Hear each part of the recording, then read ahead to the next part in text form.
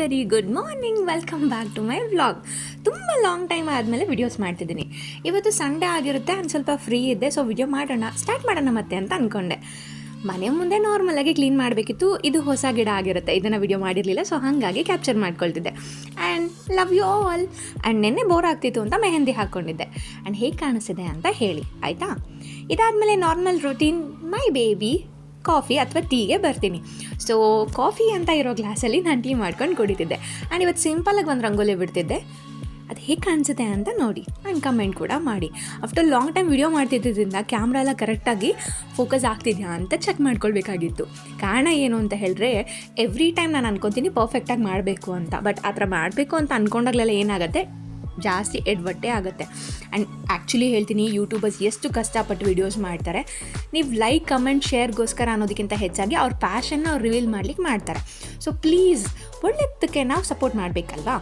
So ಸಿಂಪಲಾಗಿ 4 ಗೆರೆ ಇಳ್ಕೊಂಡೆ, ಆಮೇಲೆ ಎಲ್ಲದಕ್ಕೂ ಲೀಫ್ ಡಿಸೈನ್ ಹಾಕ್ಕೊಂಡೆ. ಹೇಗೆ ಕಾಣಿಸ್ತಿದೆ ಅಂತ ಕಮೆಂಟ್ ಮಾಡಿ. ಆ್ಯಕ್ಚುಲಿ ಸಂಡೇ ಆಗಿರೋದ್ರಿಂದ ಸ್ವಲ್ಪ ಲೇಟಾಗಿ ಕೂಡ ಎದ್ದಿದ್ದೆ. ಸೊ ರಂಗೋಲಿ ಕೂಡ ಲೈಟಾಗಿ ಕಾಣಿಸ್ತಾ ಇದೆ ನೋಡಿ. ಬಿಸಿಲು ಜಾಸ್ತಿ ಬಂದಿದೆ, ಹಾಗಾಗಿ ರಂಗೋಲಿ ಲೈಟಾಗಿ ಕಾಣಿಸ್ತಾ ಇದೆ ಅಷ್ಟೇ. ಸೊ ಇದಾದಮೇಲೆ ಇನ್ ಬಿಟ್ವೀನ್ ಒಂದು ಕಡೆ ಫಿಲ್ ಮಾಡಿಕೊಂಡು ಆಮೇಲೆ ಅದಕ್ಕೆಲ್ಲ ಕೆಮ್ಮಣ್ಣು ರೆಡಿ ಮಾಡ್ಕೊಂಡಿದ್ದೆ. ಹೇಗೆ ಕಾಣಿಸ್ತಿದೆ ಅಂತ ಹೇಳಿ, ಓಕೆನಾ. ಆ್ಯಕ್ಚುಲಿ ಸ್ಲೋ ಮೋಷನಲ್ಲೇ ಹೇಳಬೇಕು ಅಂತ ಕೆಲವೊಬ್ಬರು ಹೇಳಿದರು. ಸೊ ಹಾಗಾಗಿ ನಾನು ಈ ಥರ ಮಾಡಿದೆ. ಸೊ ರಂಗೋಲಿ ಹೇಗಿದೆ ಅಂತ ಪ್ಲೀಸ್ ಕಮೆಂಟ್ ಮಾಡಿ, ಓಕೆ. ಆಮೇಲೆ ಬಾರ್ಡರು ಕೂಡ ಇನ್ ಬಿಟ್ವೀನ್ ಫಿಲ್ ಮಾಡಿಕೊಂಡೆ ನೀಟಾಗಿ. And it was looking simple, cute and good. So ಹೇಗಿದೆ. ಆಮೇಲೆ ಸ್ವಲ್ಪ ತರಕಾರಿನೆಲ್ಲನೂ ನೀಟಾಗಿ ಬಾಯ್ಲ್ ಮಾಡ್ಕೊಳ್ಬೇಕು ಅಂತ ಸಣ್ಣದಾಗಿ ಹಚ್ಕೊಂಡಿದ್ದೆ. ಸೊ ಸಂಡೇ ಆಗಿದ್ದರಿಂದ ಸ್ವಲ್ಪ ಹೆಲ್ದಿಯಾಗಿ ತಿನ್ನೋಣ ಅಂತ ಡಿಸೈಡ್ ಮಾಡಿಕೊಂಡೆ. ಏನು ಮಸಾಲೆ ಇಲ್ಲದೆ ಇದನ್ನು ಹಬೆಯಲ್ಲಿ ಬೇಯಿಸಬೇಕಿತ್ತು. ಆ್ಯಕ್ಚುಲಿ ಜಿಮ್ಗೆ ಹೋಗೋಕ್ಕಾಗಿರಲಿಲ್ಲ ಇವತ್ತು. ಸೊ ಹಾಗಾಗಿ ಯೂಟ್ಯೂಬ್ ನೋಡ್ಕೊಂಡು ವರ್ಕೌಟ್ ಸ್ಟಾರ್ಟ್ ಮಾಡಿದೆ.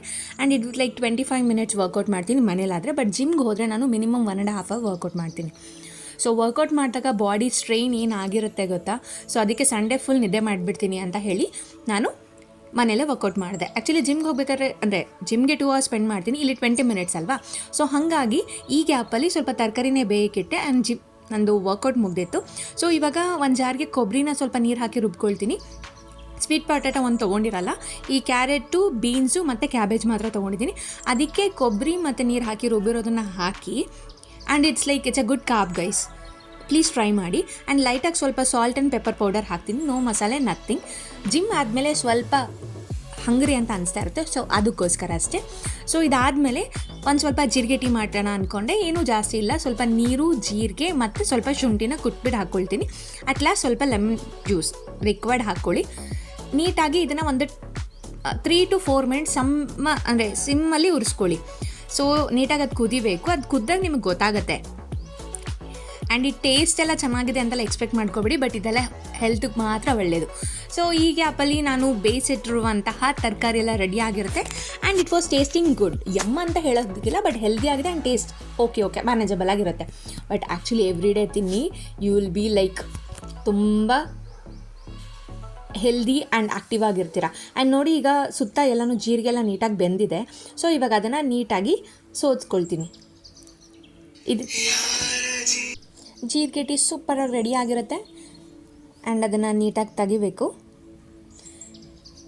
ಸೊ ಇದಕ್ಕೆ ನಾನು ಸ್ವಲ್ಪ ಟೇಸ್ಟ್ ಚೆನ್ನಾಗಿರಲಿ ಅಂತ ಲೆಮನ್ ಹಾಕ್ಕೊಳ್ತೀನಿ.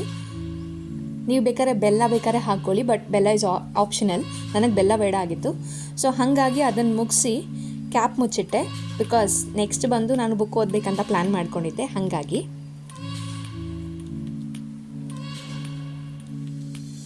Thank you so much for watching my video. Please do share and subscribe. Bye bye. Meet you tomorrow.